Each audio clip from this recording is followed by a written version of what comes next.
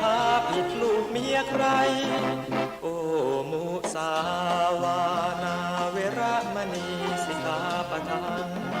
จำซึ้งใจบ้างอย่าชิงชังพูดปดหลอกใครบาปและเวรที่ได้เมื่อตายไปวิญญาณจะคงสุราเมรยะลดละลงบ้างเถิดนาคำพระท่านว่าจะนำพาแต่ทางล่มจมอย่าพบทางรื่นรมอย่าง่ายงมในทางไม่ดีอย่าพบทางรื่นรมอย่าง่ายงมในทางไม่ดีอย่าพบทางรื่นรมอย่าง่ายงมในทางไม่ดี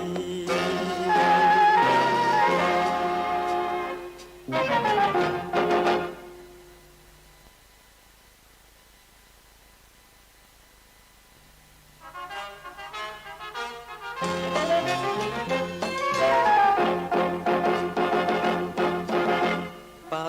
นาติปาตาเวระมณีสิกขาปะทังคำพระสอนสั่งโปรดจงฟังตั้งใจให้ชัดอย่าคิดไปฆ่าสัตว์ตัดชีวิตลองคิดเล่าอทินนาทานาเวระมณีสิกขาปะทังเตือนไว้กระจ่าง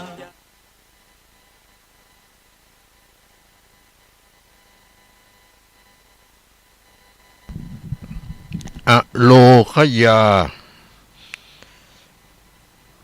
ปรมาลาภาความไม่มีโรคเป็นลาภอย่างยิ่งชิคัจฉาปรมาโรคาความหิวเป็นโรคอย่างยิ่งเจริญสุขเจริญสีเจริญมั่งเจริญมี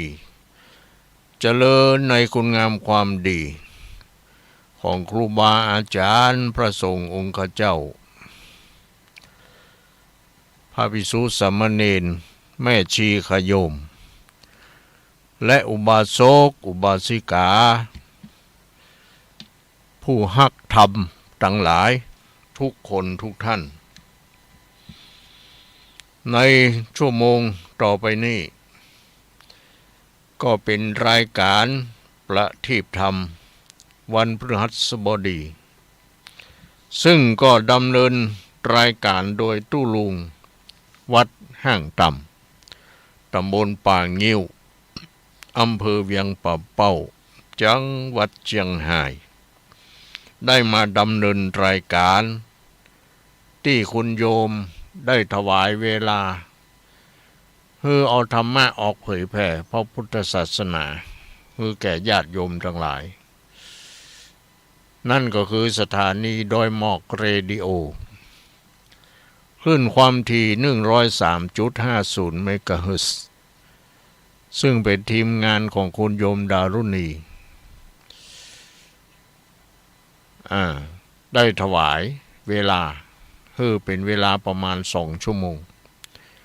และก็ยังมีสถานีวิทยุเครือข่ายคลื่นสีขาวเพื่อเจ้าประชาแถมหลายสถานีอันนี้ก็ต้องขอบใจอนุโมทนาขอบคุณในคุณงามความดีในความปรารถนาดีของเจ้าของสถานีและผู้ที่เกี่ยวข้องทุกคนทุกท่านก็ต้องขออภัยที่บ่สามารถจะนำอะไรชื่ออย่างต่างๆมา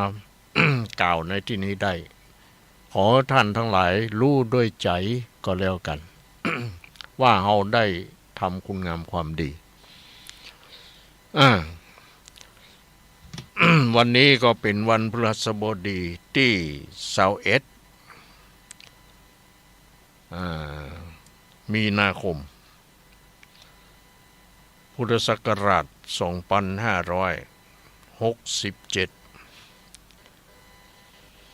ขึ้น12ค่ำเดือน6เหนือ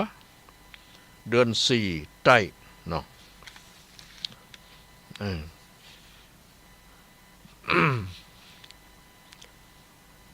วันเวลา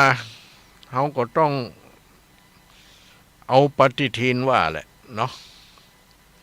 ถ้าจะให้เฮามาจำบางทีมันบ่จำว่าวันไหนเป็นเวลาเท่าไรวันใดเมื่อใดเนาะเพราะฉะนั้นก็อันนี้ก็เฮาก็ ดูปฏิทินนั่นแหละแล้วก็ ตอนนี้อากาศก็รู้สึกว่าจะเปลี่ยนแปลงแต่ว่าวันซืนนี่ฝนตกเนาะบางที่ก็ตกนักตกหลายทำความเสียหายหลายอย่างเหมือนกันแต่บางที่ก็พอให้พอดีก็ดีนะเพราะว่ามันจะได้สะล้างฝุ่นต่างๆที่มันติดอยู่ตามต้นไม้ใบไม้ตามหลังคาบ้านหลังคาวิหารการโบสถ์ฝนตกลงมาหลังคาใสนี่เนาะมันล้างสิ่งสกปรกสิ่งโสโครกอันยังต่างๆออกไปก็ทำให้ สบายตาสบายใจก็ดีแต่ขออย่างเดียวจะเพื่อมันลมจนว่าต้นไม้ก้นเสาไฟฟ้าก้นพี่น้องสายไฟปุดขาดอย่างบางปีบางเตื้อ จะได้ก็ขอเนาะไหว้วอนสิ่งศักดิ์สิทธิ์ทั้งหลายอันมีพระพุทธเจ้าพระธรรมพระสงฆ์อริยสงฆ์สมมุติสงฆ์บุญกินบุญทานบุญศีลบุญธรรมขอให้กำจูอุดหนุนป้องกันพยันอันตรายภัยธรรมชาติต่างๆอย่าให้มันมีขึ้นเกิดขึ้นที่รุนแรงเลยนี่เนาะถ้าจะเกิดก็เกิดพอให้พอดี หมกสบายมันมากเกินจนเสียหายนักหนาป้าป้านเนาะเอาละก็จะขออธิบายขยายความภาษิตที่นำขึ้นต้นรายการที่ว่าอาโรขยาปรมาลาภาแปลว่าความบ่มีโรคเป็นลาภอย่างยิ่งหรือว่าเป็นลาภอันประเสริฐก็ได้เนาะคำว่าโรคสะโอรอเรือคอควายเนาะคำว่าโรคตัวนี้ มันต้องลันลิ้นหน่อย ก็อันมันจะความหมายมันจะมาตรงโรคภัยไข้เจ็บโรคภัยไข้เจ็บโรคก็คือสิ่งที่เกิดขึ้นแล้วทำให้เกิด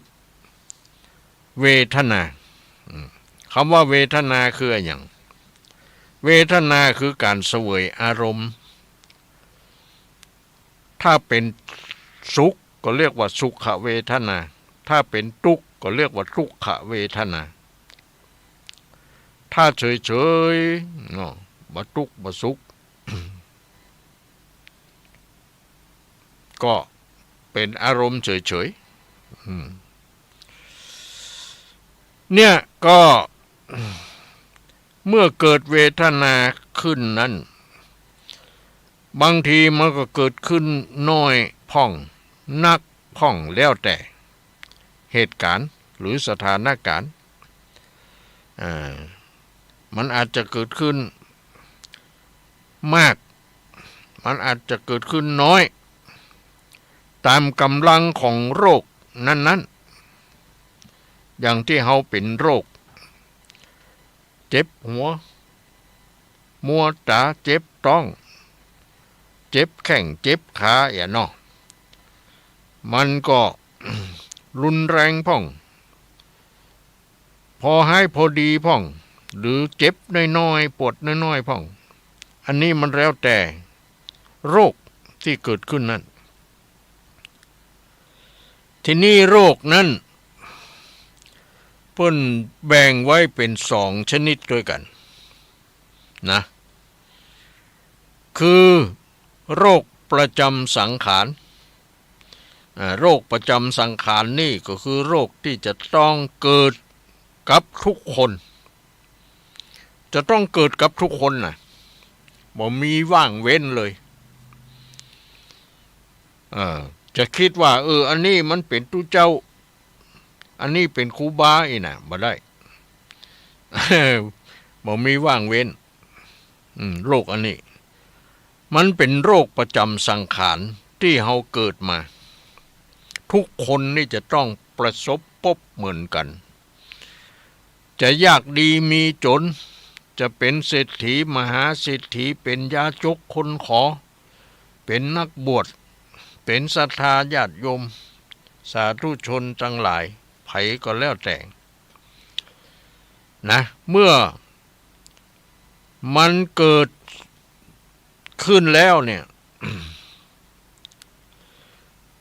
เมื่อเฮาเกิดมาแล้วนี่เนาะเมื่อเฮาเกิดมาแล้วเฮาก็จะต้องพบ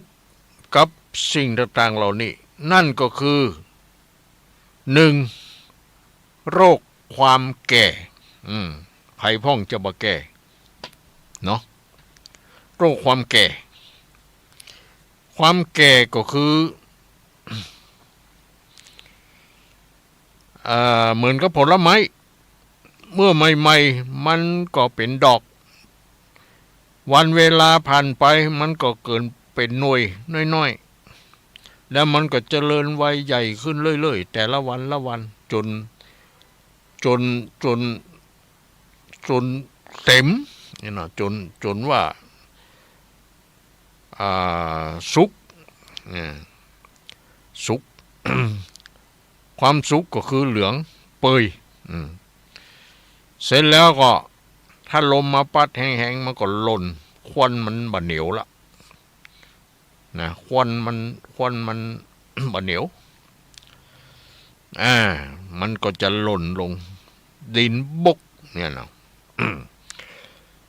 แล้วถ้าบ่มีไผไปปะไปพบไปเก็บเอาไปกินไปเนี่ยอย่างต่างๆอย่างใดมันก็จะเน่าเปื่อยไปอันนี้ขนาดว่า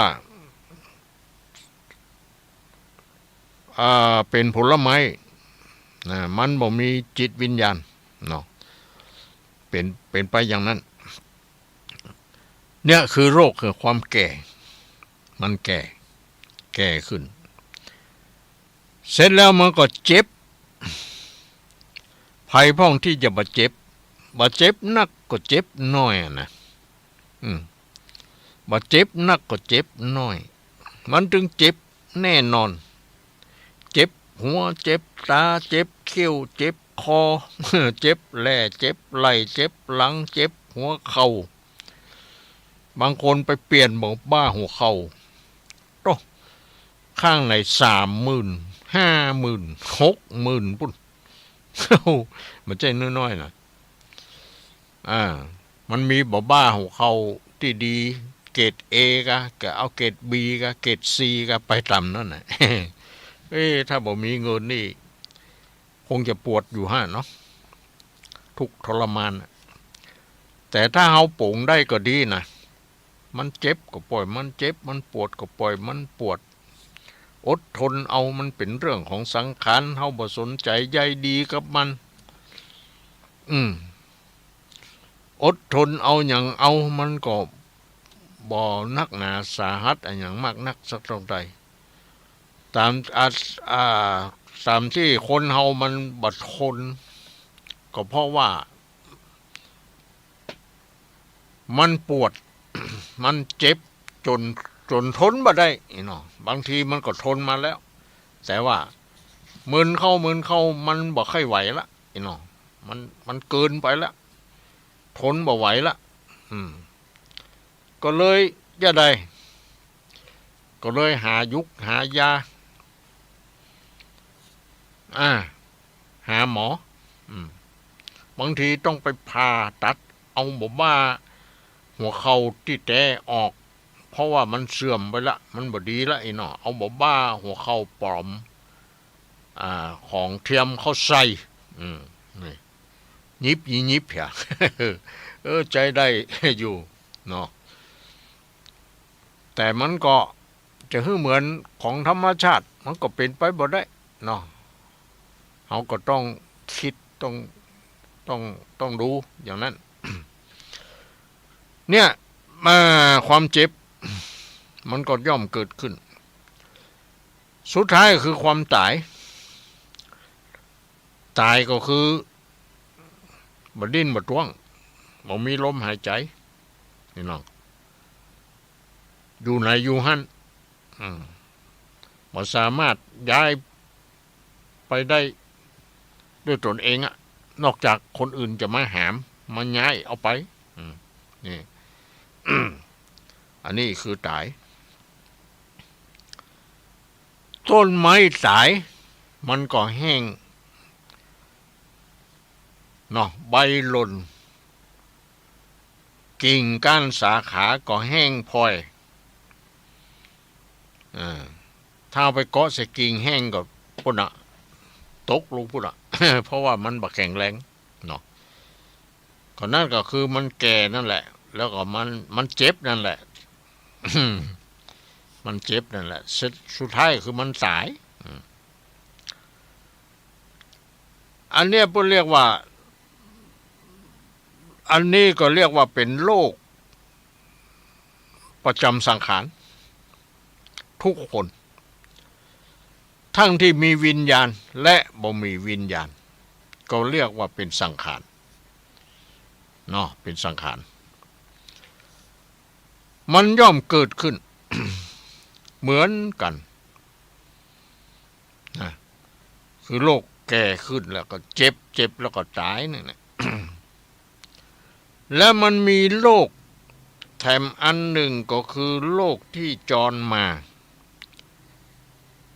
คือโรคที่เกิดขึ้นประจำฤดูอย่างฤดูบ่เดียวฤดูอย่างฤดูร้อนโรคประจำฤดูก็คือถ้าเอาไปกินอย่างสบุสบะอาหารพิษอย่างนี้ก็จะลุต้อง เนาะเพราะหน้าร้อน หน้าหนาวก็เหมือนกันนะปล่อยให้ร่างกายบ่มีความอบอุ่นมันก็ย่อมเกิดโรคขึ้นอันนี้เรียกว่าโรคประจำฤดูประจำฤดูบางคนเป็นโรคแพ้อากาศแพ้ความเย็นแพ้ความร้อนแพ้อันอย่างต่างๆบางเตื้อสาบกินอันอย่างขึ้นมาก็แพ้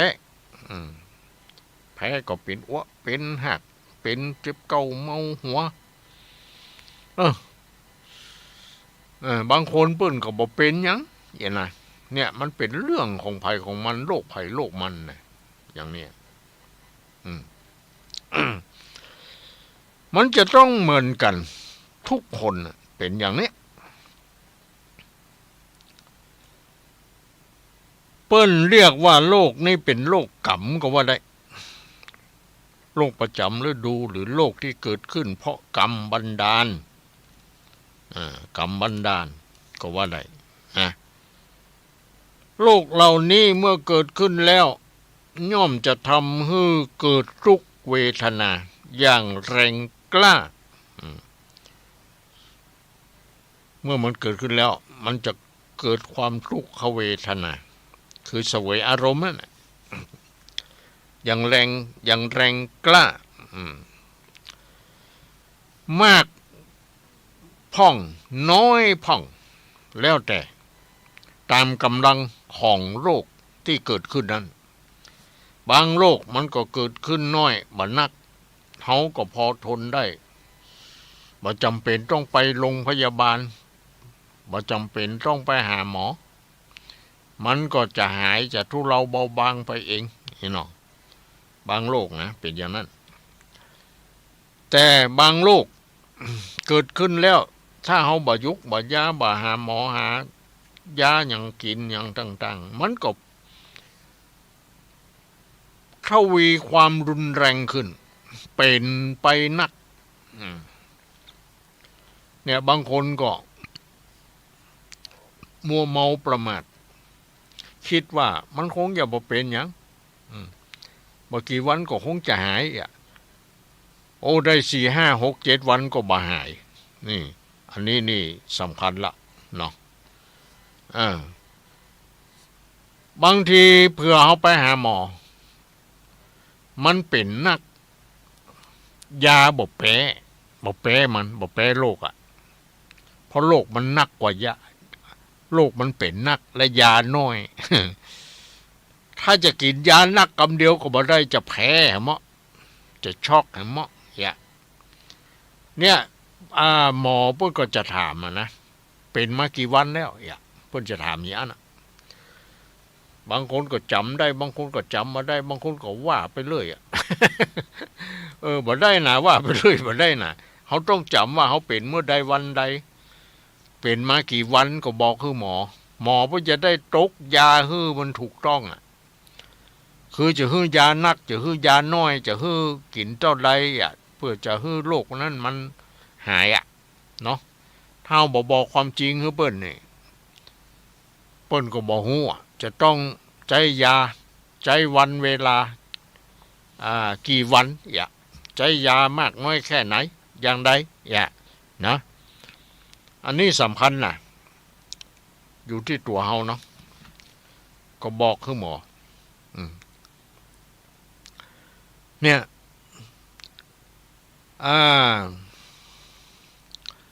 แล้วก็คนที่บ่มีโรค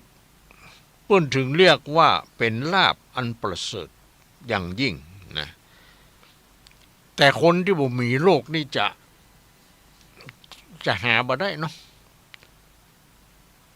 ถ้าบ่มีมันถึงมีบ่มีน้อยก็มีนักนั่นแหละแต่บางทีมันมีแต่มันบ่พอไปหุงยาบ่พอไปหาหมอเป็นเล็กๆน้อยๆบ่กี่วันมันก็ห้อมหายไปเองบางทีอันนี้ก็มีอยู่นะอย่างบางคนนี่บอกว่าโอ้ตั้งแต่เกิดมานี่นะบ่เคยเข้าหุงยาคำเถื่อว่าอย่างนั้นโอ้อันนี้ก็เป็นบุญเนาะบ่เคยกินยาวะบ่เป็นอันหยังวะเนี่ยการได้อยู่สบายอายุพอ70-80บางทีก็บ่เคยเป็นอันหยังนี่บ่เคยไปหุงยาบ่เคยได้กินยาอย่างสักอย่าง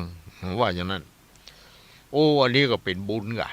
เนาะบุญไผบุญมัน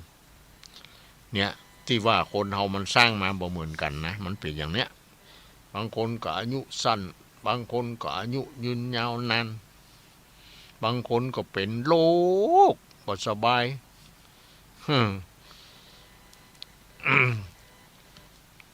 บางคนก็บ่เป็นหยังกินอันหยังสปะได้แต่อย่าได้ไปประมาทนะ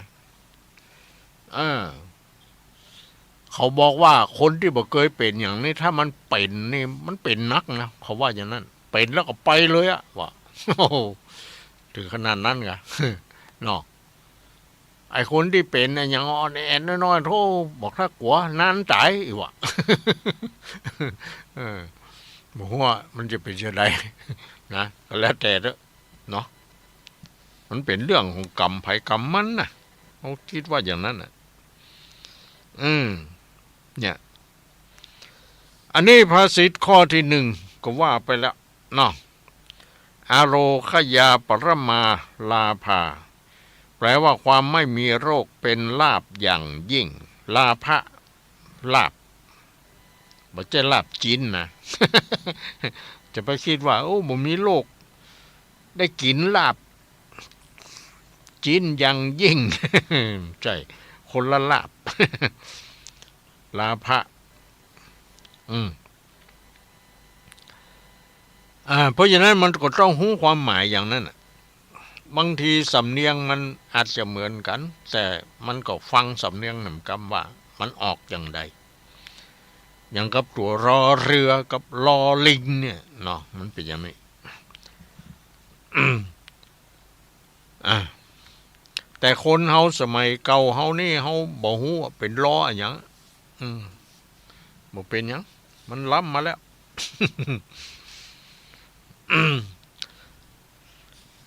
อ่ะมาข้อที่สองชิคัจฉาปรมาโรคาชิคัจฉาชิคัจฉาปรมาโรคาแปลว่าความหิวเป็นโรคอย่างยิ่งหิวอะหยังนะหิวอาหารก็อยากเข้าก็มันก็เป็นโรคใจสั่นหวั่นไหวโรคเป็นปิเข้า หน้ามืดก้นลงพุ่นนี่เป็นปิ ต้องว่างนี่เนาะอันนี้เป็นเรียกว่าโรคหิวโรคหิวทำการทำงานนักอิดอ่อนเมื่อยล้ายกแข้งยกขาบ่ขึ้นมันก็เป็นโรคเนาะก็เป็นโรคหิวทางกายแล้วก็โรคหิวทางใจนี่นะเนี่ยความหิวก็คือสภาพที่บีบคั้นนะคือสภาพที่บีบคั้นเพื่อต้องการสิ่งตอบสนองเมื่อได้สิ่งตอบสนองแล้วก็จะบรรเทาลงได้ตอบสนองอย่างไรสมมติว่าเขาหิวเข้าถ้าเขาได้กินอะไรอย่างเหี้ยห้องท้องลงไปมันก็ค่อยผ่อนไม้หายไปนี่เนาะคนหิวเข้าคงจะหูดีอะตอนที่เขาอยากเข้าหิวเข้าเนี่ยมันเป็นจะได้อะจิตใจเขาอะวิววาวกะเนาะใจบ่มากปากบ่ดีกะไผมาใกล้ก็บ่ได้บางทีนี่ก็เพราะว่ามันเป็นโรคนั่นแหละคือโรคความหิวหิวอาหาร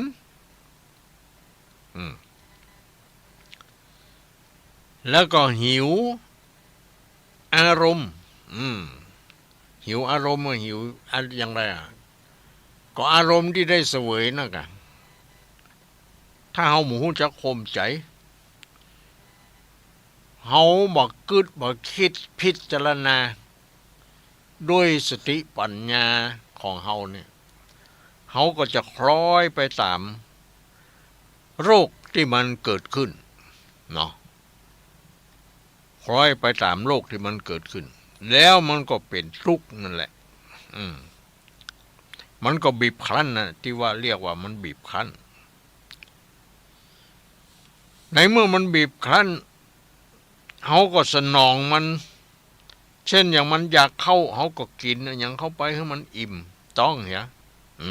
มันก็ทุเลาเบาบางเพราะมันได้สิ่งตอบแทนจากที่มันเกิดขึ้นแล้วนั้นอย่าไปปล่อยปะละเลยหิวปล่อยมันหิวอย่างเดียวมันจะเป็นลมเป็นโรคอย่างเกิดขึ้นแถมเนาะเขาก็หาสิ่งที่ตอบสนองให้มันเนี่ยเมื่อหิวแล้วก็ต้องดิ้นรนหาบางสิ่งมาประทังความหิวนั่นอาจจะเป็นการดื่มน้ำกะหรือกินนมดื่มนมกะถ้าอยากเข้าหิวเข้าต้องว่างเนาะลำพังแค่หิวกายนอกธรรมดาบ่เท่าใดแต่ความหิวกระหายในภายในนี่กะคือหิวกระหายในรูปในเสียงในกลิ่นในรสในโผฏฐัพพะและในอารมณ์ที่น่าปรารถนาเนี่ยมันเป็นโรคที่รักษายากมากนะโรคเหล่านี้นะไ ไอ้โรคความหิวอาหารนี่เขาก็รักษาได้ง่ายเอากินน้ำเข้าไปเหี่ยสัก2-3 แก้ว2-3 บวยมันก็บรรเทาเบาบางหรือเขาดื่มนมกระป๋องไปเหี่ยสักกล่องสักหยังมันก็ทุเลาเบาบางนะแต่ว่าความหิวแถมอย่างหนึ่งนั่นก็คือหิวในรูปที่รักสวยรักงามอย่างต่างๆเราเนี่ยแล้วก็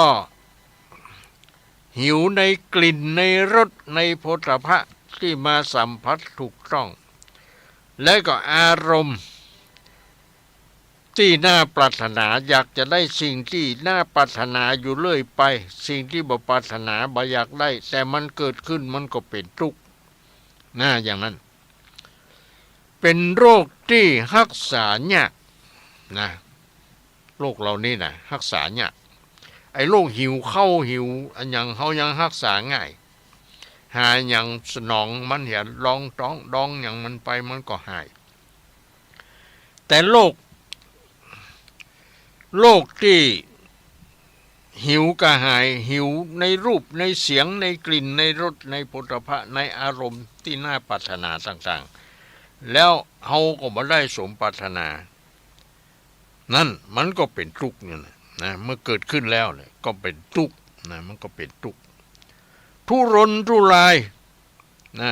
ทุรนทุรายยิ่งนักหาอันยังมาปลนเปลือเจ้าใดก็บ่พอสักทีซ้ำยังต้องการมากยิ่งขึ้นไปแถมนี่เรียกว่ามีบ่พอนั่นแหละเหมือนกับคนเขามีความอยากมากเนี่ยมันมีบ่พอหาเท่าใดก็ถึงบ่พอทั้งที่ตัวเองทุกข์ก็ถึงบ่รู้สึกตัวก็ยังยอมทุกข์เหมือนกับคนขี้โลภบางคนเนาะขี้โลภเนี่ยการเนี่ยงานก็ขี้โลภบ่พักผ่อน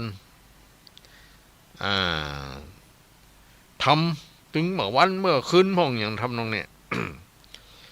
บ่หยุดบ่ยั้งบ่พักผ่อนร่างกายมันก็ทรุดโทรมเนาะลุกเว้ยแก่เว้ยแล้วก็ตายเว้ยด้วยเนี่ยทำเกินพูดเรียกว่าทำเกินกำลังเพราะมีความต้องการมากขึ้นก็เกิดจากความอยากนั่นแหละความอยากมันเกิดขึ้นทำให้หน้ามืดตามัวสิ่งนั้นจะถูกบ่เข้าใจในประพฤติทุจริตหามาด้วยความอยากของตัวเองนั่นเอามาปลนเปลือความอยากของตัวเองเพราะฉะนั้นโรคอันนี้โรคตัวนี้เปิ้นจึงว่ารักษาได้ยากยิ่งรักษาได้ยากยิ่งเนอะบ่มีหมอที่ไหนจะมารักษาเพื่อหายขาดได้นอกจากตัวเขาเองนะที่จะรักษาอันนี้ญาติโยมเข้าใจเอาเนาะเขาจะให้ตัวเขานี่อยากไปตลอดกะมันก็หาไปตลอดนั่นแหละแล้วมันก็ทุกข์ไปตลอดนั่นแหละมันไม่มีความสุขพอถึงเวลาหยุดถึงเวลายั้งเขาบ่หยุดเขาบ่ยั้งนะแต่ถ้าเขาทำอะไรอย่างแบบพอทำได้ไม่ให้มันเกินกำลังเกินอะไรอย่างไปก็ดีก็บ่เป็นหยังพอคนเราถ้าอยู่เฉยๆบางทีมันก็บ่ม่วนหรอกเนาะถ้าได้ยะนั่นยะนี่ทำนั่นทำนี่อย่าแก้ง่อมแก้หยังไปมันก็ม่วนอยู่นะมันก็ดีนะข้อสำคัญก็คือเขาจะไปเคตัวเก่าจนเกินไป จนว่ามาได้พักผ่อนรับนอนรับดึกลูกเจ้าอย่าร่างกายมันก็สุดโทรมกันเนาะเพราะเหตุใดเพราะว่าเฮาทำงานหนักลำบากปล่อยตัวปล่อยใจทำเกินเครื่องยนต์กลไกเปิ้นยังหูจักหยุดจักยั้งพักผ่อนพักอย่างอยู่ก็มาอันมันก็รู้เว้ยเนาะกะบึ้นก็อันหนึ่งเสียบึ้นอันหนึ่งแตกบึ้นก็อันหนึ่งหักต้องฮือช่างมาลือมาเตเปลี่ยนเสียเงินเสียทองเนี่ยนั่นเพราะเหตุใดเพราะว่าเอามาได้พักผ่อนมันขนาดเครื่องยนต์กลไกน่ะเนาะภาษายังคนเฮามีชีวิตมันจะบาสุดบาสมอย่างนั้น อันนี้ก็เป็นคติสอนใจสรุปแล้วก็คือว่าทำอันอย่างให้ทำตามกำลังของตัวเองอย่าไปทำเกินกำลังความคิดกำลังการกระทำกำลังอย่างต่างๆเราเนี่ยเราทำเท่าที่เรามีกำลังเท่าที่จะทำได้เนาะทำแล้วไม่เดือดร้อนตนเองนี่นะแล้วก็ไม่เดือดร้อนคนอื่นเป็นว่าใจได้นะเป็นว่าใจได้อันนี้ก็ต้องฝากไว้เนาะกับญาติโยมทั้งหลายที่ได้รับฟังภาษิต2 ข้อนี้อโรคยาปรมาลาภาความไม่มีโรคเป็นลาภอย่างยิ่งชิคัจฉาปรมาโลคาความหิวเป็นโรคอย่างยิ่งเขาก็อย่าไปให้มันหิว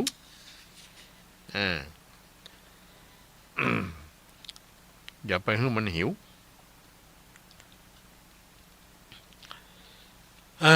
อันนี้ก็ได้อธิบายขยายความ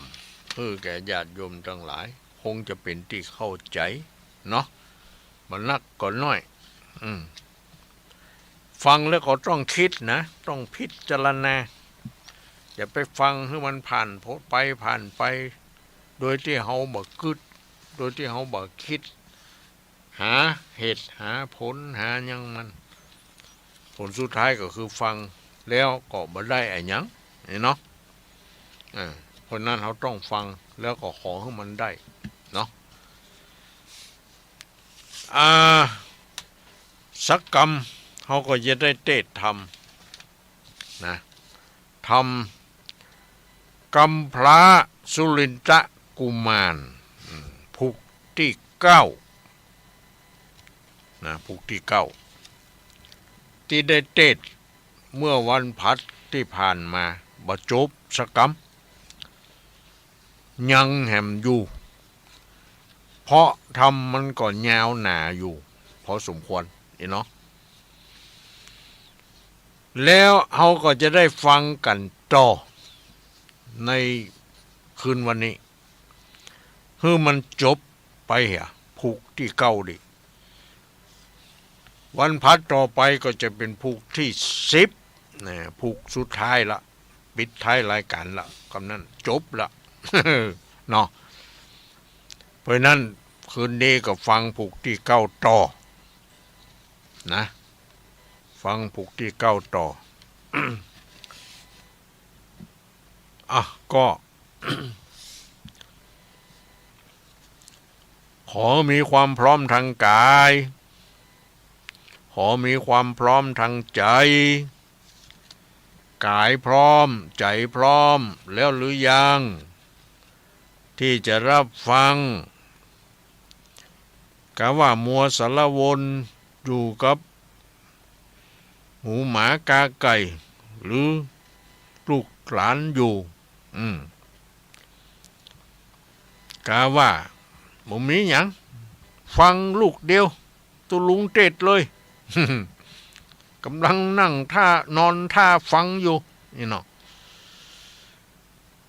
ก่อนอื่นเขาก็ต้องมาสรุป ตอนที่เทศไปเมื่อวันพัดที่แล้ว คือเจ้าสุรินทะกุมารเนี่ยลาเท้าภูบาลยศอาจแล้วก็ไปที่ปราสาทหอคำไข่กำต่อถ้อยกับนางยอดสร้อยเตวี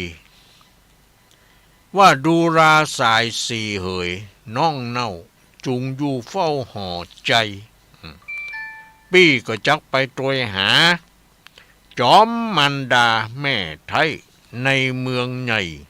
ปุระนครเพราะว่าได้พัดพรากกันถึงแม่เนาะตอนนี้ก็ว่าจะไปตรวยหาแม่นั่นแหละไปซ้อหาแม่สายสมอนนอล่าอดอยู่ท่ารอราบนเนิ่นจ้านำนะก่อนปี้ปะมันดาแม่เจ้าแล้วก็จักปอกเจ้าขึ้นหลังบ่ใจว่าเอาตั้งหลังเป็นย่อมเนี่ยเอาตั้งหน้าเป็นไปบ่ใจอย่างนั้นนะจะไปซ้อหาแม่อยู่ถ้าปะแม่แล้วก็จะปีกมาบางคนมาแน่เนาะขนาดไปก้าไปขายละเมียไว้ตั้งหลังเป็นยอมเนี่ยไปเอาเมียตั้งหน้าเล่นบ่พริกบ่ปอกนี่ค่ะ เล่นบ่พริกบ่ปอก โอ้บ่ดีเนาะมันอย่างว่านะกะของกินเก่ามันบ่ล้ำ ใครอย่างนั้นเนาะ อันนี้ปุ่นบ่อย่างอันหรอกปุ่นบอกว่าถ้าปะแม่แล้วจะปิกปอกคืนมาหายังน้องไทยจุงอดไว้แตนเมืองนางบุญเรืองน้อยนาดฟังโอกาสไข่จ่าก็ยินโศกาหมัดไม่น้ำตาไหลอาบย้อยนางก็ลิล่ำถ้อยนานน่ะว่าดูลาสามิกาเฮ้ยเป็นเจ้าปกห่มเกล้าเจ้าเมืองปี้ยินเครื่องหมัดไม่สิ่งอันใดอันจาสามิกากลิ่นกู้จะมาละน้องอยู่เดียวดายฝูงยิงใจไพร่น้อยจักตำก้อยมองผานกำโบดานว่าไว้กันเมืองใดขาดเจ้านาขาดเข้าก็บ่ดีบ้านเมืองขาดเจ้านามาขาดเข้ามันบ่ดีหรอน้ำบ่มียังปลามันก็เดือดร้อนเนาะน้ำบ่มีปลาก็บ่มีจุมประชาไพร่ราชจักไม่หมัดเครื่องใจจักอยู่ไปก็ยินยากเตี้ยงลำบากน้ำหนาขอมหาราชเจ้าอดเป็นเก้าทานนีแม่นปี้หนีบ่อยู่น้องก็เตี้ยงมวบมูตายไปว่าอย่างนั้น ก็คือนางมเหสีนางอะไรอย่างก็นี่สีทลาอีกกันเนาะก็เป็นห่วงอีกอะว่าอยากจะฮื้อผัวจากไป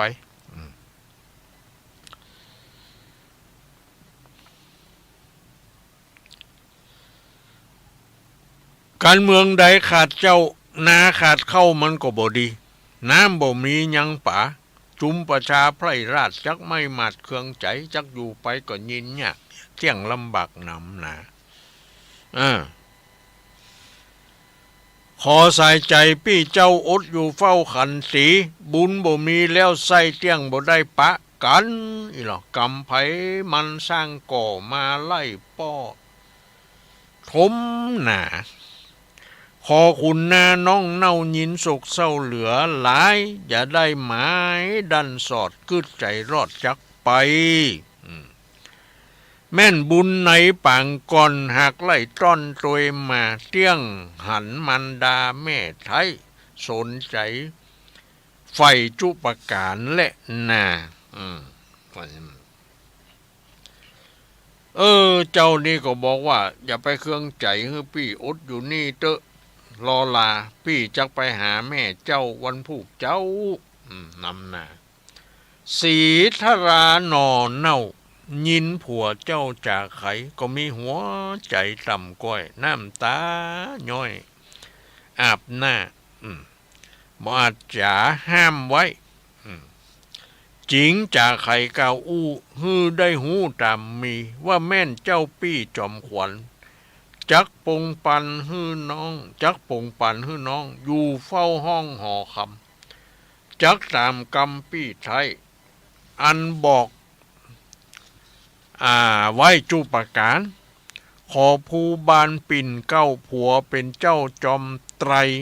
อย่ามีภัยน้อยใหญ่เข้ามาใกล้เบียนองค์ผลสุดท้ายนางศรีธาราก็ยอมฮือเจ้า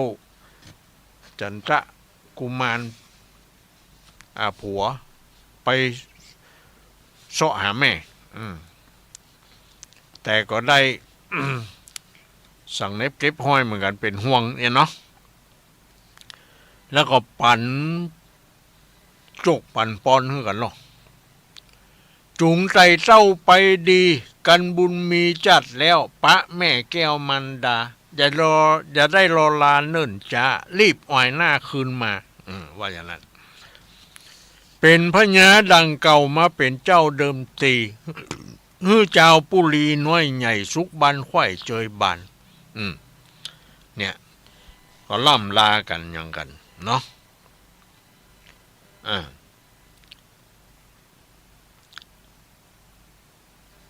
แล้วก็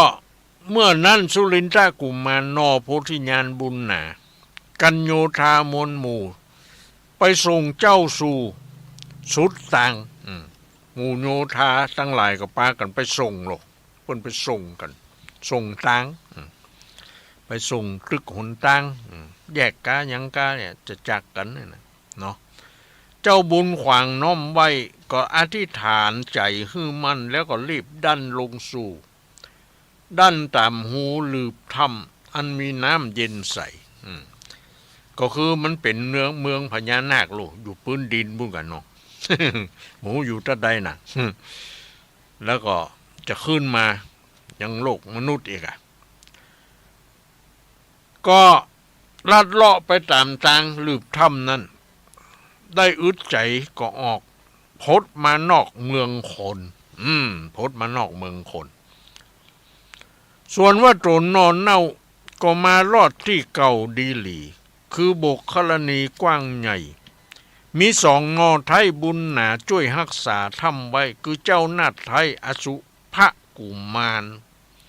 เกิดดงดานป่าเศร้าเป็นลูกเจ้างัวป่าและเจ้าหนอล่าพรหมกุมารลูกยักษ์ผลานปากกว้างช่วยอยู่สร้างสมปานกันโพที่ญาณมารอดส่งเจ้ายอดบุญนะก็ใครจ๋ากล่าวอู้ว่าเฮาเฝ้าอยู่ปากถ้ำเมินนักล้ำหลายวันเตี้ยงบ่หันปี้เจ้าเตี้ยวใจเจ้าคืนมาเพราะว่าเขาอยู่หันท่าหรอกสองคนนี่ถ้าเจ้าจันทกุมาร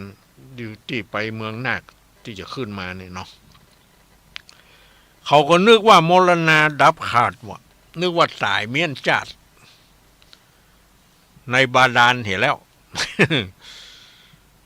บุญสมปานช่วยกำจริงล่วงล้ำต่างผ่าน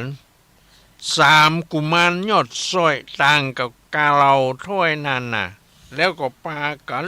จอดต่อเต้ารอดยามวัน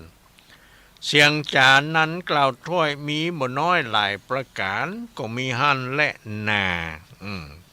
พัดที่แล้วเทศมาถึงตึงที่เนี่ยนะเอาต่อไปก็ฟังต่อนี่ไป ทีนี้จังหวันนาจะเล่าถึงพญาเจ้ายศอาจสิริมิธิราชราชา อันเป็นปิตาป่อเจ้านางโนเนาสามาวาดีเสวยปุรีใหญ่กว้างน้ำกล่าวอ้างไว้ว่าปุรณกรใจอาวรณ์ไม่เดือดอยู่บ่เหือดคืนวานโยนใจผันขาคอยกลับมาหลายน้อยแก่นไทยดังกล่าวไว้ไปหลังอัฏฐายังไปแจ้งพระจริงแสงเทศนาว่าภิกขเวดูราภิกขุทั้งหลายอันเป็นสายอริยะเจ้าทุกคำเจ้าปั้มเป็งธรรมจุงดาจำติดต่อตามบาทคอนิทานส่วนเต้าผู้บานยศอาจยินกำนางน้อยนาดมากล่าวฮือรู้ข่าวหลานตูนใจเววนสายสั่นสะตานลั่นหัวใจน้ำตาไหลบ่เหือดตุกไม่เดือดคืนวันย้อนใครหันลานน้อยใจเศร้าซ้อยเมาวินเข้าน้ำกินบ่ลงกืนเป็นผงเป็นกากใครต้นหากนานำย้อนหลงกำสนสอตุกจริงป้อทมนะจักลับตานอนจอดก็กึดรอดถึงลานทรมานตัวเก่าหือมนเศร้าเสียสีย้อนกึดบดีแต่ท้ายบาปจริงไล่มาหาสันได้จากูนี้ทุกเสียงที่เหลือใจเป็นเต้าใหญ่ธานีสมบัติมีลำยิ่งสปาสิ่งของใจเงินบัตรได้คำขากูบ่นาใครใดใครหันลานไทยคนเดียวเต้าจะเหลวบ่จะเรียกเสนากลาเตรียมใจว่าจูงตีกลองใจเปล่ารองไปตัวห้องต้องปาลาฮือเสนามวลหมู่มาพร้อมอยู่จอมการแล้วเร็วปันแต่งห้างยังมาจ้างรถราชตัวองค์อาจยังขานกัน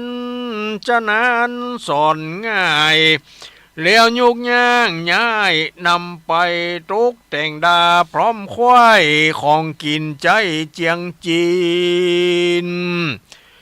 คนเตี้ยวตีนอาจกล้าเสนามา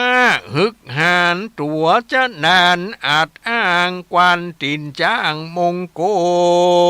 ลเป็นลี่ปนไว้ถ้าอย่าได้จ้าสักกรรมจะไปนำเอาล้านในหิมปานป่าเศร้าปอกสู่เต้าเสวยเมืองเสนาเรืองภูเทาอามาตเก้าตั้งตากันมีอาจญาปงขาดก็อภิวาทวันตารีบขึ้นมาบทยามาพร้อมนาเร็วไวให้กองใจ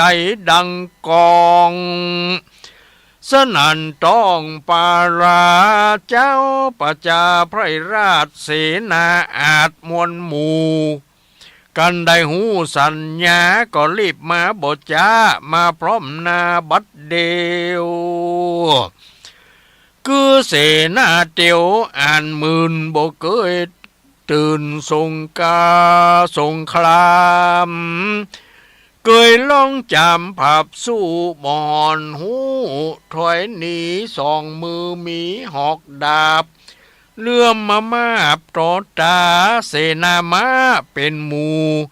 ยืนเลียงอยู่เป็นสายจ้างปังปายเผือกแก้วงามเลิศแล้ว7 ตัวศัตรูกัวจูผู้เผย เกยผาบสู้พระโจรตัวหนึ่งชื่อฝนแสนหาตัวหนึ่งชื่อผาป่าหิมวันตัวหนึ่งชื่อตามันพับดาวตัวหนึ่งชื่อดาวผับฟ้าตัวหนึ่งชื่อผับหน้าปัทวีตัวหนึ่งชื่อพญาตหนีหายขาดตัวหนึ่งชื่อศัตรูขยัดเก่งกลัวจ้างเจตัวองค์อาจเป็นจ้างราชมงคลเกิดเตรียมตนเต้าเจ้าตนเป็นเก้าปารากันเสนายุทธอาจห่างรถราชมาจ้างพร้อมจุยังนำนาตูกแต่งดาพร้อมควายก็เรียบไว้กับไว้ตนเจ้าไทยปาลาก็มีหันแล่นาเมื่อนั้นพญาศรีวิสิริมิถิราชราชากันว่าเสนาแกว่นใจมากับไว้ตุนสาก็เสด็จมาย้ายบาทจากภาษาทห่อคำกับนางบุญนำนอนเน่างามโบเศร้าเทวีเสด็จขี่บนจ้างตัวเอกอ่างมงคลส่วนวัตถุนนอนลางามเงินฟ้าสามาวดีราชบุตรีบุญกว้างก็ขี่จ้างตัวกล้านำไพรฟ้ายิงใจโยธาหลายมวลมากออกไปจากเวียงใจเลี้ยวก็เร็วไวไปนาลัดเข้าป่านิคมคามริปนหลามจะจืดผุงฝุ่นฟุ้งมืดบังบนเสียงอาลิปนโห่ร้องสนั่นกองแดนไก่สัตว์ดงไพรน้อยใหญ่แตกตื่นไข้สะโสนพ้องก็วิ่งโยนหายกว่าหนีเข้าป่าหายไปเสียงกองใจบ่ขาดจอตุงวาดใหญ่ๆเข้าดงไพรป่าไม้กันค่ำไหนก็ยั่งจอดการเจงรอดก็เตียวไปหนทางไกลบ่โหดหลายร้อยโยดก็นาลัดข้ามป่าปูดอยไก่จอยบอยเถื่อนถ้ำลัดข้ามน้ำนาทีจับลังตี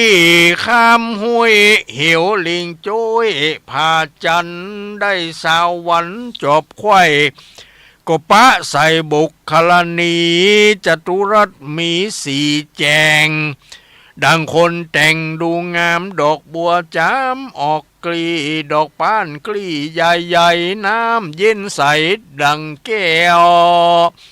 พอดูแล้วหันสายปูปลาไหลเป็นมูล่าเล่นอยู่ไปมาตนราชาหยุดยาวพาแผ่นดาวปาลาก็ฮือเสนามวลหมู่จดทับอยู่เศร้านอนถึงวันอ่อนพุ่งเจ้าก้อยไต่เต่าไผ่พันก็มีหันแล่นาที่นี้จากวันนะจะเล่าถึงเจ้านอนเน่าสุรินทะกุมารนอโพธิญาณบุญใหญ่นับแต่ได้เจียนจากยังเมืองนาคบาดาลถึ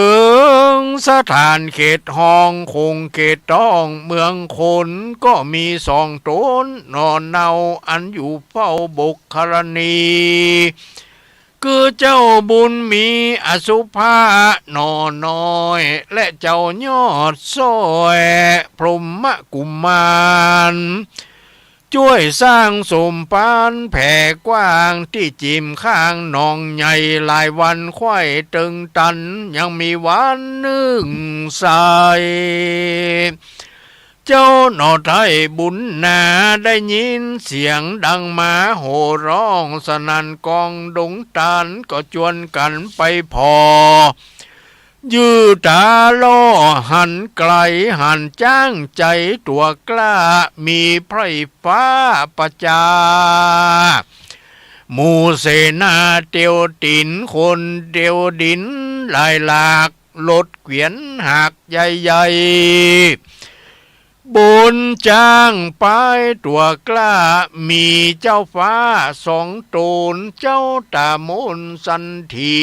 ฮือเสียงตี้สังกาก็หันมันดาแม่เต้างามอาข้าวสามาวดี ปีติมีลำลูนเมื่อหันตนแม่เจ้าก็รีบไต่เตาไผ่พันสองมือตันกับไว้ส่วนนางหนอไทยบุญนาเมื่อหันบุตรตาลูกเต่านางก็เข้ากอดไว้แล้วก็ร้องไห้พาเผาลวดสยบเต้าตายไปเสนาในหนุ่มเท่าก็ปากันเฝ้าตกยาก็ปิกฟื้นมาดังเก่าส่วนโพธิสัตว์เจ้าบุญนาก็ไข่จ้าต่อถ้อยด้วยกำชื่นจ้อยปิญาว่าสันได้จ้าแม่ไทย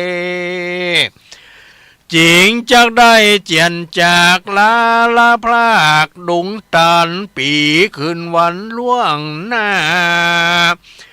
ข้าลูกเกี่ยวเสาะหาตามมากาป่าไม้เสาะเสียงควายดงนาบุญได้จ้าแต่ไทยมาจวบควายปุงปันฮือปะกันแถมเล่านางโนนเน่าสามาว่าดีก็ไขว่าตีบอกกล่าวตั้งแต่เก้าสุดไปโดยปริยายหลายแลบ่เว้นแวบดใดต่างก็จะไขทวนทีสองเจ้ากลี้เจยโจมอภิรมจมจื่นปีติตื่นยินดีลืมเครื่องขี่มนเศร้าแต่ก่อนเก่าหนลางมาก็มีหันแล่นานี่ที่ต่างขี่ญาสั่งวันนาวิเศษจ่าห้องเหตุสุรินตากุมารผูกทวนเก้าปางเมื่อสองนอนเน่าลูกแม่อันพรากกันแต่เดิมมาบุญจากป่ามาปะกันในดงตันเถื่อนทองกลางเตตองดงไพรจากเป็นสันใดไปนาก็อดอยู่ท่าฟังผูกที่10ต่อไปในวันพัดนาแดดตื้อสำหรับพัดนี้ผูกที่เก้านี้ก็ขอวาดวางลงปุ่งไว้เต้าอีเต้านี้ก็บังคมสมเรศสเดชจบแล้วผูกที่เก่าก็ เขาก็ให้ฟังผูกที่10เนาะในวันพัดต่อไปต่อวันพัดที่28ซ้ำเป็นงานที่ของทุลุงเนี่ยนี่ยังได้หมูเลยจะต้องบางทียังคือคนมาแตนต้องว่ากันแหมกำเนาะ อันนี้ก็มาต้องสรุปมาต้องอะไรอย่างละเนาะญาติโยมก็ฟังกันก็คิดเอาอย่างเอาไปตามนั้นก็เรียกว่าเดี๋ยวนี้ก็เจ้าสุรินทะกุมมารมาเสาะหาแม่ก็ปะแล้วเนาะนางสามาวดี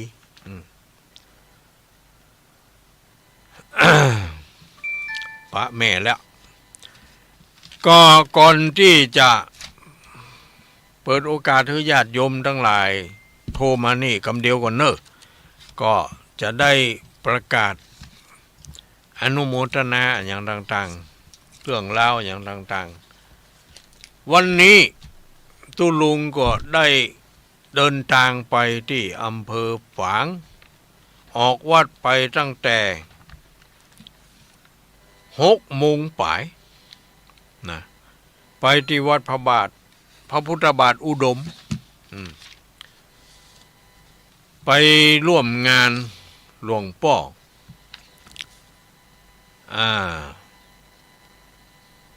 หลวงพ่อพระครูสุจิตตานุรักษ์ด็อกเตอร์เจ้าคณะอำเภอฝางนี่เนาะที่วัดพระพุทธบาทอุดมน้ำบ่อซาวา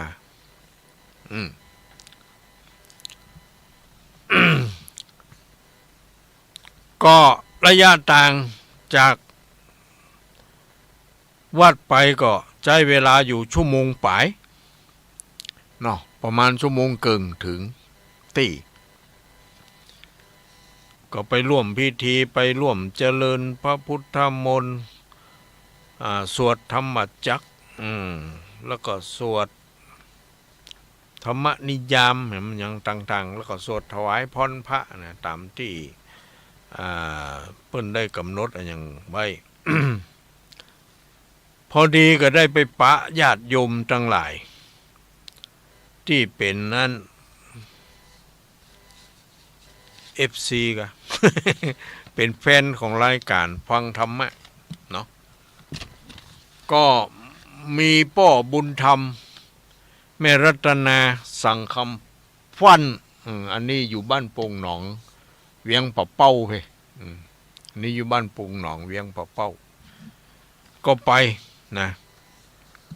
อยู่ตำบลเวียงอำเภอเวียงปะเป้าจังหวัดเชียงรายก็ได้ถวายซองเป็นก้าน้ำก้าไฟอันยังมาในห้องจัดรายการนี่เนาะเป็นจำนวนปัจจัย100 บาทอันนี้ก็ต้องขอสาธุเนออนุโมทนากับพ่อบุญธรรม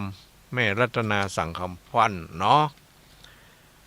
แล้วก็มี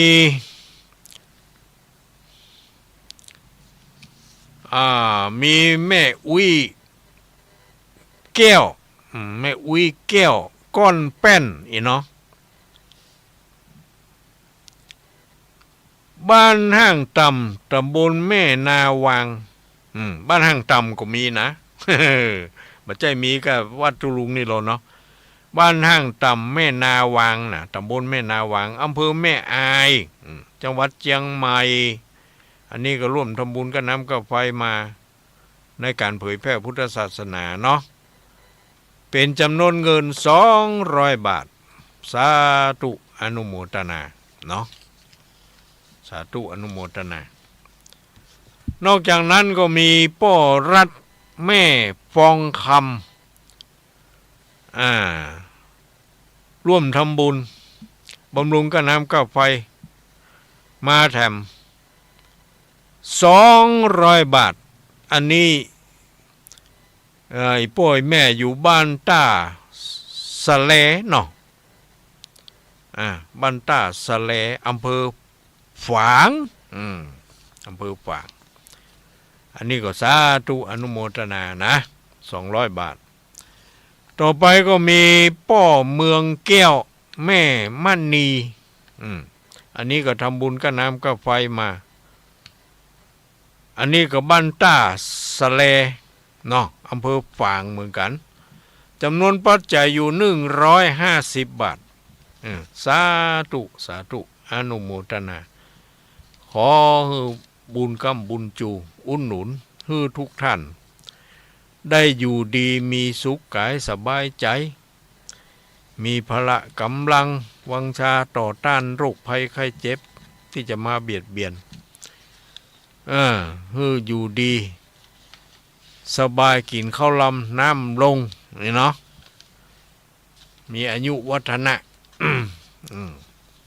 อยู่กับลูกกับหลานไปเหมือนนานๆเนาะแล้วพอดีมีแม่อุ้ย แม่อุ้ยอินเสมึงบ่ได้ปะกันสักคำนะแถมหลายคนอยู่เนาะบ่ได้ปะสักคำแม่อุ้ยอินอยู่เสมึงน่ะเปิ้นก็ไปว่ะไปแล้วเขาก็ถามว่าอันเพื่อเขาออกมาต่างเพละก็โทรหาบ่ได้ปะกันสักคำอีกว่ะ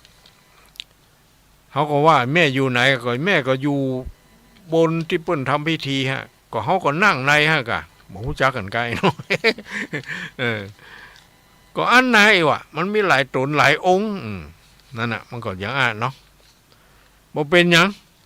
หุ่นนี้บ่ได้ปะได้พบกันก็มันต้องมีวันใดวันหนึ่งเนาะคงจะได้ปะได้พบกันอยู่นะแม่นะอันนี้ก็บ่ต้องน้อยอกมองใจอ่ะ โอ้ยแม่ไม่จดท่ารอปะตุลุงอีวะแม่มาจากอำเภอสำมึงมาหลายคนอยู่นี่เนาะมาร่วมงานของหลวงพ่อเจ้าคณะอำเภอฝางเนาะก็บ่เป็นหยังนะแม่นะเอาก้อยปะกันมันถึงวันใดวันหนึ่งมันถึงจะได้ปะกัน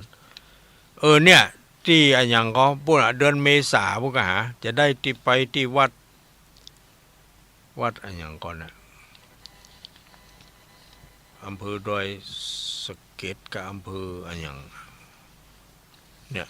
ปุ่นนิมนต์ไว้วัดฝ่ายหินนี่กะดูเหมือนวัดฝ่ายหินแต่จะได้ดูกำเนาะอันนี้ใกล้ๆบอกก็ว่ากันดูมันจะเป็นเดือนเมษาพุ่นนะเนาะอันนี้ก็ต้องขอบใจเด้อป่อยแม่ทุกคนเนาะที่ได้บริจาคอย่างมาเอาแถมสักกำก่อนเนอะก็โทรมาเก็บไว้ฮันเด้อ เก็บไว้เดี๋ยวมันถึงว่าป่นไปไหนมันถึงได้ปะกันอันนี้ก็ต้องขอบใจอนุโมทนาญาติโยมบ้านห้างต่ำด้วยที่ได้มารับเป็นเจ้าภาพนั่นนี่เนาะอันนี้ก็ขอบใจอนุโมทนาพระใบดีกาวชิระสอนเจ้าอาวาสวัดดอยเวียงห่อได้นำเอาน้ำพึ่ง4 ขวดมาถวายเพื่อจะได้เอามาทำเป็นข้าวมัทุปายาตพระเจ้าทันใจที่จะเปิดสายตาพระเนตรเนาะแล้วก็ขอบใจอนุโมทนาญาติโยมที่มาเราเป็นเจ้าภาพโต๊ะจีนอาหารโต๊ะจีนนะก็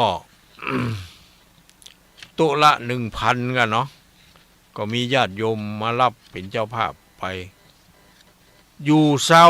24 โต๊ะกะนะ24 โต๊ะโอ้มีไผ่พ่องนะเดี๋ยวเนอะพอหาก่อนเขียนแต่ก็บ่เขียนเจ้าภาพโต๊ะจีนน่ะโอ้มีอยู่โต๊ะที่1ก็คือพระครูนิวิตศิลสังวรตุลุงเองเนาะ1 โต๊ะ 1,000 บาทพระพัสระกฤษกตปุญโยพระลูกวัดของวัดทางต่ำเนี่ย1 โต๊ะ 1,000 บาทแม่ยอดบุญมาวัน1 โต๊ะ 1,000 บาทนางแสงเดือนบุญมาวัน1 โต๊ะ 1,000 บาทพ่อหมูแม่มูลบุญเทพ1 โต๊ะ 1,000 บาทแม่นาคำแปงร่วมกับพ่อแก้ววงแก้ว1 โต๊ะ 1,000 บาทแล้วก็นายสุขนางบัวคำทรร่วมกับนายสมบุญนางจันทนานันตาศรี1 โต๊ะ 1,000 บาทนางสาวรัศดากรคำทร1 โต๊ะ 1,000 บาทเรืออากาศโทหญิงพนวดีอาหารหรือพี่แมว1 โต๊ะ 1,000 บาท ในหน้าที่นางพารินลีดิษพรนี่กะดิดดิดดิดพรดิษพรหรือน้องออยน้องจอยอย่างเนี้ยนะ1 โต๊ะ 1,000 บาทนางสาวสุพรรณสามณีวัน1 โต๊ะ 1,000 บาทนางสาวอาติพร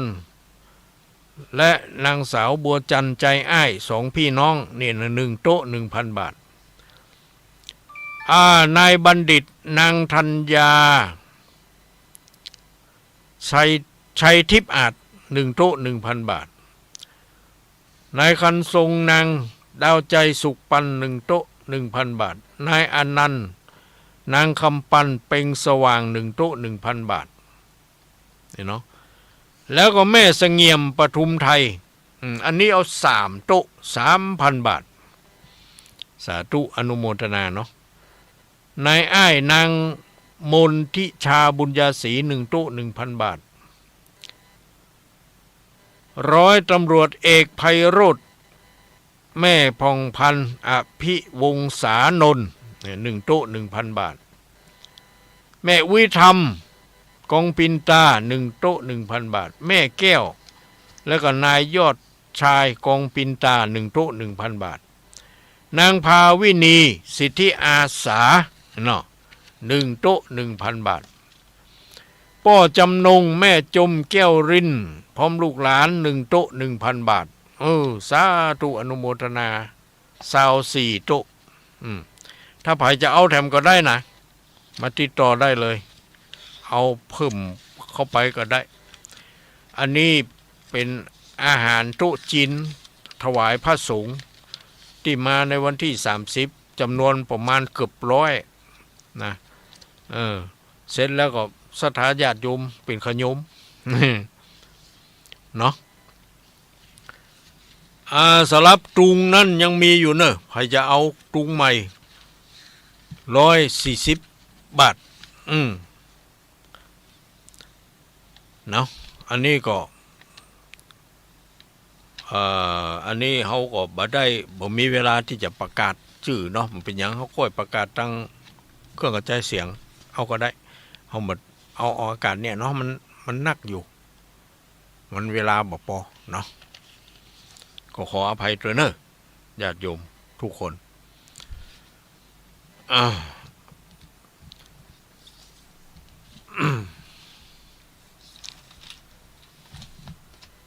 เอาละต่อไปก็จะเปิดโอกาสให้ญาติโยมเนาะได้โทรเข้ามาที่รับฟังรายการอยู่เป็นจะได้พ่องเนี่ยเป็นจะนั่นจะนี่เป็นจะได้หรือจะได้ ชัดเจนดีกะบ่ชัดเจนกะหรือมีปัญหามีอะไรอย่างใดจะถามจะหยังก็ได้นะแล้วแต่ญาติโยมเนาะอันนี้ก็โทรมาได้เลยไผที่กี้โทรมากำเนาะไผจะเป็นสายแรกก็มาได้เลยตอนนี้เปิดโอกาสแล้วให้แก่ญาติโยมทั้งหลายได้โทรเข้ามาเพื่อจะได้อู้จ๋ากันอันนี้แม่จงดีมาแล้วแม่จงดีอำเภอฝางเจริญปอนแม่จงดีพ่อหมอบุญทรอินทรเจริญปอนว่าจะได้ฮะ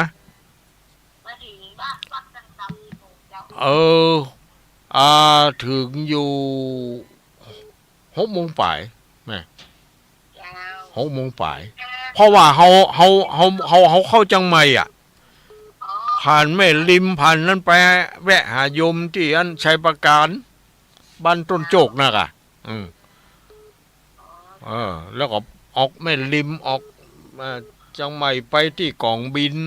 41แถมไปเอาน้ำที่โยมเปิ้นโทรบอกคือว่ามีน้ำอยู่นี่30 กว่า40แพ็คอย่างเนี้ยก็ใส่รถมาน่ะน่ะกะข้าเจ้าก็รับโต๊ะจีนนะเจ้าฮะรับโต๊ะจีน1 โต๊ะ รับโต๊ะจีน1 โต๊ะอีกเนาะแม่เนาะ เจ้า เป็น คาถาเท่าใดหลวงตา 25เนาะ25 โต๊ะละ เวลาแล้วก็สั่งคาถาเท่าใดเจ้า สังฆทานนี่เฮาเอาเปิ้น300แต่ว่าเฮาตานแต่พัน เพราะว่าบ้านเฮามันยังว่าเนาะก็เป็นนาฬิกาปลุกแม่นาฬิกาปลุกแล้วก็ยอด เอาไก่ใกล้ว่าเฮาถวายแบบไก่ใกล้อ่ะถ้าไก่ก็2-3 ปันอีกอ่ะไก่เข้ามาก็ปัน 5ในเวียงปะเป้านี่เวียงปะเป้านี่เฮาถวาย500 ปันอย่างเนี้ยตาน่ะโอ้เดี๋ยวเอาหน่อยเอา300มัน เอา300แม่จะเอานักก็ได้หรอกเพราะว่ามันมีอยู่ที่เฮานี่นะอันนี้ที่300เนี่ยเฮากำหนดคือญาติโยมเปิ้นบ่ได้ที่เปิ้นก็มาเอากันก็น้อยมันได้นักแม่บ้านเฮามันบ่เหมือนในเมืองเนาะเนี่ยมันก็มีอยู่70 กว่าลายเอา2 สังเอา2 สังอีกเจ้าก็จ่ายราคาในการหลวงตาเนาะฮะเอามันเท่าใดเอาหลวงตาว่าอีกในงงที่ว่านี่300อ่ะเดี๋ยวเอา300ให้หลวงตาได้ใส่หมดก็จะเอาเท่าไหร่ก็ได้นะแม่เฮามี2 ปัน 5แล้วก็300ที่ไกลๆอ่ะเฮาก็ถวายเพิ่นเป็นการลดการล้างตัวเองอ่ะจะเอา1,500นะหลวงตาเอา1,500บ่1ฮะเอาตุงอีกตัวนะหลวงตาเนาะตุงอีกตุงหมดหรือยังมีอยู่เอาตุงอีกตัววันนี้เธอคิดก็ไปชำระนี่ได้เลย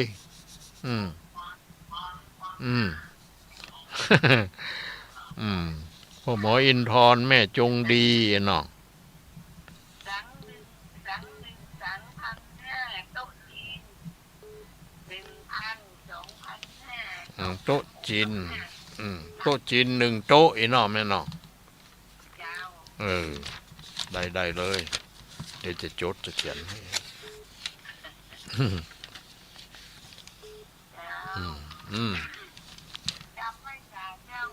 ขอบใจเนอะอนุโมทนาสาธุ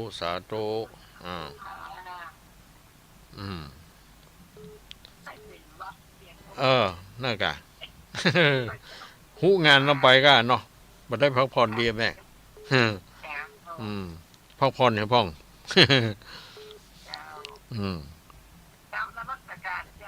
เจริญพรเนอะ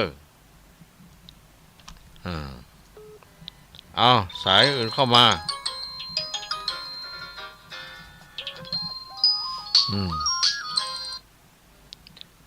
เจริญพ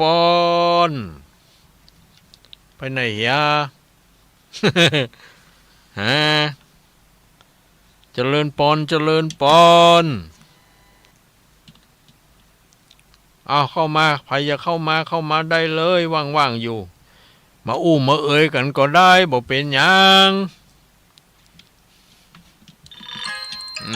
มาแล้วเนี่ยมันจังรถมันจังนี่เอามาแฮมไหมมาเข้ามาแฮมกดมาเลย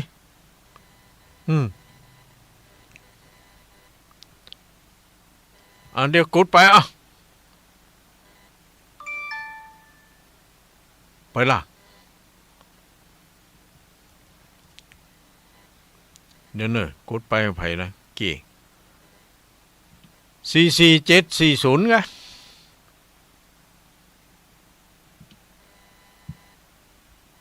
มันถ้าจะจูนกันเอาเข้ามาใหม่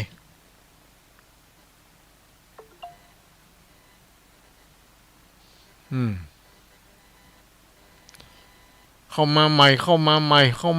า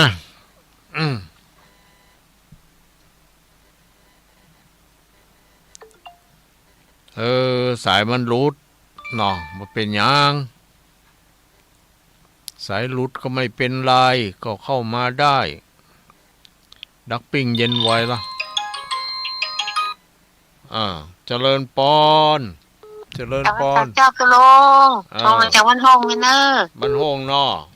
เจ้าชัดเจนดีฟั ชั ง ดเจนดี ฟังทามันตุลงกูชัดเจนเจ้า ดีละดีละ มันบ้านห้วยดอกฟัก 98.75เนี่ยเจ้า วัดห้วยจอมซักไอ้หนอแม่ฟัง โอ้ยวัดห้วยดอกฟักเจ้า ดีละดีละขอบใจอนุโมทนาเน้อแม่เน้อ เย็นเลย เออ ตุตุลุงเด้อสา อ ธุ ยู่ สา ดี ธุ อยู่ เจ้า สุขสาธุ เจ้า สาธุสายนี่มาแล้วเนาะสายต่อไปมีแถมกอถ้ามีก็เข้ามาเลยแล้วก็รับกันเลยเจริญปอน ครับภาษาครับ ปอบุญธรรมกลับมาถึงบ้านแล้วกะ ครับ ถึงเจ้าก็ถึงค่ำก็มาตั้งฝังนะกะ ครับที่จังฝากจังอันนี่สิ ตั้งไม่สวยเนาะ ครับ เฮาปุ่นออกไปจังใหม่ โกงแบมหน่อย ผมแถวบ้าน4 โมงครับ ดีอะเฮาถึง6 โมงไปอะ โอ้โห เพราะว่า แสนกว่าเนาะ เพราะว่ามีธุระไปตรงนั้นกะ ไปแวะหายมไปเอาของเนี่ยมันไหนๆก็มาสายนี่ล่ะน่ากะดีละเดินทางด้วยความปลอดภัยอะเนาะ ดีนะครับ ชัดเจนดีเนาะปอเนาะ ครับครับ อนุโมทนาอนุโมทนาสาธุสาธุนี่พ่อบุญคำพ่อบุญธรรมปะกันที่วัดพระบาทพระพุทธบาทอุดมเจ้าเนาะสายต่อไปมีก่อหาจ้าสายที่บ่ได้รับ2 สายที่บ่ได้รับให้หาโทรมาใหม่1079นี่กะมีหยังก็มาอุ้มมาเอ่ยกันเนาะว่าเป็นหยังมาเข้ามาว่าจะได้ปิดแล้วกะ ว่าจะได้พ่องโทรมาใหม่หรือว่าที่โทรแล้วก็ออกก่อนเนาะเข้ามาอันคนอื่นเข้ามาไม่ได้เหมาะสัญญาณมันจนกันเนาะสายรับสายวางสายปัจจุบันและรับสายวางสายปัจจุบันรับสายว่ายังไงนั่นกะจากไหนจ้านี่แม่สลัดอำเภอแจ้ซ้อนจังหวัดลำปางฟังชัดเจนดีน้องแม่เนาะดีละดีละเข้าสู่หน้าหนาวมันได้มาจ้ะแม่เป็นอย่างเป็นวัดเป็นอันนี่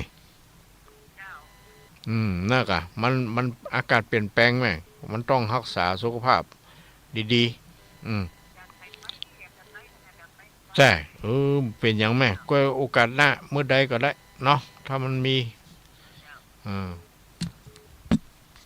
ก็บุญกรรมบุญจูเนาะอยู่ดีมีสุขเน้ออายุมันควรยืนแม่ฉลาดสาธุสาธุสายต่อไปเนาะมีก็มีก็เข้ามาแล้วเจริญปอนไปสาเจ้าตุลุงพระเทียบแม่อินมันจะเจ้าบ่ชอบบ่ได้ปะกันสักคำแต่โอ้เอาเจ้า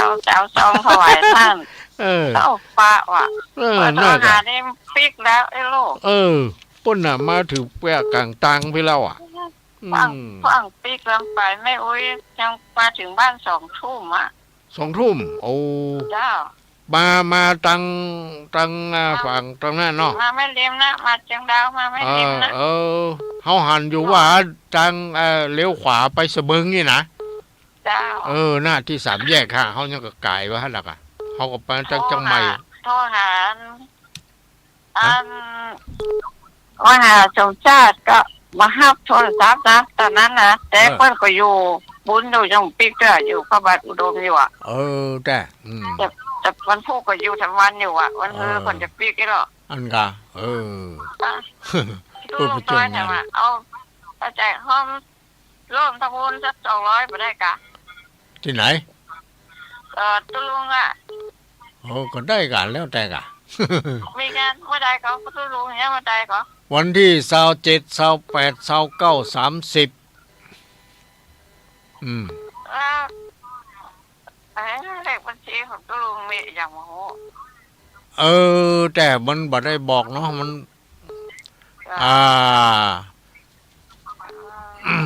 ตู้ลุงรอยก็เตรียมไปแล้วถวายป้ากันกันครับบ่ป้าก็ว่าตุงดอย แล้วบ่ได้ป้าเปิ้นอยู่5โลเปิ้นออกรุ่นเฮา ปีกแล้วนี่ อันนั้นหม้อโทรหาปิกแล้วอี เจ้าทำพ่อครูสุจิตานุรักษ์นะเขาว่าปีกละเหรอแล้วก็โทรหาตู้ลุงแล้วเปิ้นบ่ฮับโทรศัพท์เหรอถ้าอยู่บนดอยเนาะมันมีสัญญาณนะเนาะ มันคงยังมีสัญญาณเป็นยังแม่วันหน้ากันเนาะวันหน้าก่อนเมื่อใดก็ได้แล้วก็เริ่มทำบุญอย่างนั้นยกมือสายกะสาธุขอบใจเนออนุโมทนาแม่อยู่ดีมีสุขสายต่อมานี่เจริญพรไหว้จะยอทุลุงเจริญพรจากไหนจ๊ะฮะไปเมืองฝางปีกอะไรปีกมาแล้วหรอถึงบ้านวัดแต่เจ้าล่ะเมื่อ6 โมงไปแม่ไปอ่ะฮะแม่ไปก่อนไปก่ะแม่อยู่ไหนไปเป็นลูกฮะบอกป้าเมืองฝางไปเป็นลูกแต่แม่อยู่ไหนชื่ออย่างอ๋อแม่หลงแม่หลงนี่เนาะอยู่อายุ90ล่ะ90เลยแม่ไปไหนเป็นลูกล่ะแต่หูตาดีอยู่ก่ออยู่อันฝังอยู่คืนก็ฝังจนแล้วแต่ทอดสูตรแต่เจ้าอยู่กับลูกกับหลานนะแม่อยู่กับไผเจ้าอายุ90ดีอยู่อยู่จังหวัดลำพูนกันที่ไหนอ๋อจังลำปางอำเภอลีเจ้าอำเภอลีบ้านบวกอีเนาะบ้านบวกอำเภอลีจังหวัดลำพูนเนาะดีละแม่หลงเนาะเจ้าอายุกูพาแต่ดีละบ่เครียดเนาะแม่เนาะทำจิตใจดีๆสบายๆนะแม่สบายจุกมีความสุขมีความสุขเนาะหวังแล้วมีจุกอยู่ดีน่ากะมันบ่เครียดนะเนาะดีละเอาพระธรรมกรรมฐานเนี่ยเป็นที่จังที่ปึ้งพระพุทธพระธรรมพระสงฆ์เนี่ยเป็นที่จังที่ปึ้งของเฮาเนาะหวังค่ำกับหวังถึงวันอันน่ะแม่บ่ใช่ใส่บาแบกหามเนาะแม่เนาะบ่ใช่นักใจนองหยังอนุโมทนาเนอะแม่สาธุอยู่ดีมีสุขอยู่ดีมีสุขเจริญพรสายต่อไปเนาะแบ่งกันเข้ามามีก็เข้ามานั่นแหละมาแล้วเจริญพร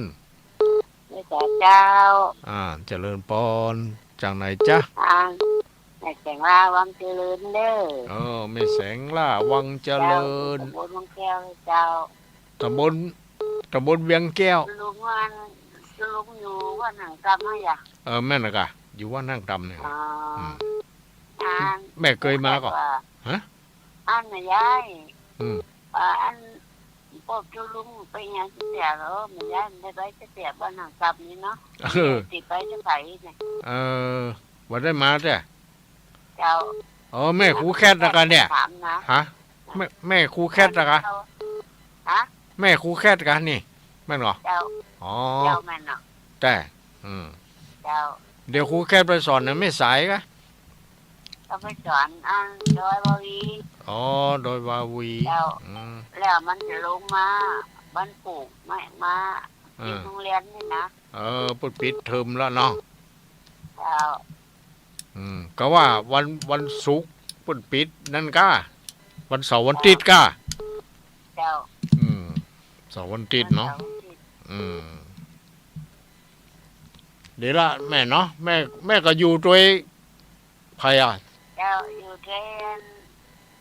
ศาลเนาะ อยู่ด้วยหลานเนาะ จ้ ดีมีกู้มีกิมมีคนใจคนหยังละเนาะเป็นหยังแม่เจ้า อยู่กับลูกกับหลานก็มีความสุขอ่ะทางผู้แพทย์เป็นยังทำถามหาอยู่นะ อ๋อท ว่าลุงเพิ่นแม่ย้ายไปไหนป้าเพิ่นก็ป้าเพิ่นใหญ่เนาะ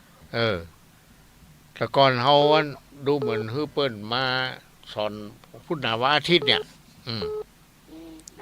แม่นน่ะกะเมื่อเปิ้นมาเจ้าอยู่บ้านเนี่ยเนาะ เจ้า ดีละเนาะ ขอให้วันเจริญเด้อวันที่4เมษายนวันที่4เจ้า อ๋อที่ไหนก็ ขอให้วันเจริญวันเจ้าก่อนนี่ค่ะ อ๋อบ้านวังเจริญ เจ้าวัดใหม่จะเมื่อกี้ทำนี่ อำเภอ เจ้า อำเภอ มาจังดอยพันวานี่ก็ได้นะ อำเภออย่างก็ อำเภอวังเหนือเจ้า วังเหนือกะอำเภอวังเหนืออี เจ้าอำเภอวังเหนือจังหวัดลำปางน่ะ อ๋อ เจ้าอยู่ตำบลวังแก้วให้นะ วังเหนือเจ้าอำเภอวังเหนือ ลำปางนี่เนาะ เจ้า แล้วอันที่บ้านแม่เนี่ยบ้านอย่างก็ หมู่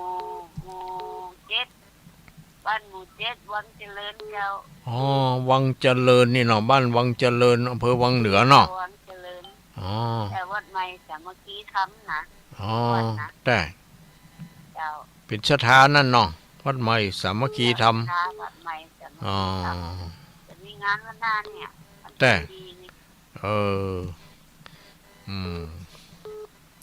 4 เมษายน เจ้า4 เมษายนเนี่ย โอ้ถ้าอย่าบอกว่างเด้อแม่เนอะ ถ้าไม่ได้ไปเป็นหยัง ก็ไปเนี่ยการวัดทุกวันแรงนี่ก็มาบ่ข้ามาไป แต่ แรงหยังนะดอกกระดวงแปลงต้นดอกต้นเปิ้งไหน ดีกะช่วยกันไป เจ้า เนาะ เจ้า เป็นบุญเป็นกุศลเวลาว่างเป็นประโยชน์อายุวันโนสุขังพลังเนอะแม่เนอะอยู่ดีมีสุ เจ้า ขเจริญพรเจริญพร ว่าเด้อ อันนี้ก็จากวังเหนือเนาะ เจ้า สายต่อไปมีก็ เจ้า แม่ก็ปิดก่อนเนาะคนอื่นเข้ามา รายการประทีปธรรมวันพฤหัสบดีซึ่งก็ดำเนินรายการโดยตุลุงวัดห้างต่ำเนาะตำบลปะงิ้วอำเภอเวียงปะเป้าจังหวัดเชียงรายมาแล้วเจริญปอน ไว้จ้าพระครูเจ้าแม่ฟังอยู่เด้อ ฟังอยู่เนาะแม่เนาะจากไหนก็ จ้า แม่อยู่ไหน จะเขียนเดนเด้อ ฮะ ฮะ แม่อยู่ไหน แม่เลื้อนเป็นต่อวังเหนือลำปางเจ้า แม่เรือนสันต่อไอ้เนาะ เป็นต่อวังเหนือ แสนต่อนี่เป็นนามสกุลเนาะแม่เนาะ บ้านเจ้า บ้านกาดูว่านามสกุล บ้านเป็นต่ออำเภอวังเหนือจังหวัดลำปางเจ้า บ้านแสนต่อ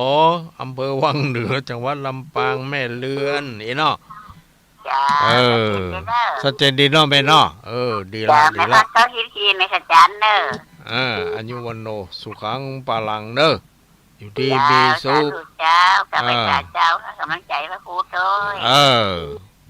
มีเวลาโอกาสก็มาเอวงานก็ได้เนอะแม่เนอะ เจ้าแม่ไปไหนมาได้เจ้า อันไหนหมอ เป็นไม่เคยครับ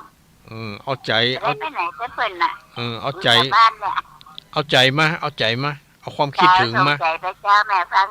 พระธรรมะเป็นจิตเป็นใจทุกวัน ดีละ เจ้าผู้คำเจ้า แต่ดีละแม่เนาะ เจ้าแล้วพระครูเนี่ยมันกำลังจะต้นมาแล้วเนี่ยนะ ฮะ กำลังจะต้นมาแล้วเนี่ย แต่ดีละแม่เนาะเจริญพรเนอะแม่เนอะอยู่ดีมีสุข เจ้าไปเจ้า สาธุ อ้าวสายต่อไปเนาะมันยังแหมเวลาอยู่ได้หลายสายอยู่ปะเอามาแล้วเจริญปอน เจ้ากราบไหว้สาเจ้าหลวงพ่อพระครูเจ้า เจริญปอนจากไหนจ้า ไม่ใส่พินกันละยาอยู่บ้านตรงซานอำเภอเมืองปานลำปางไปหนาเจ้าอยู่เมืองปานอำเภอเมืองปานเนาะ เจ้าฟังถึง106.0เสียงดังฟังชัดดีเนอร์ฟังหลวงพ่อเตศทำกับม้วนเจ้า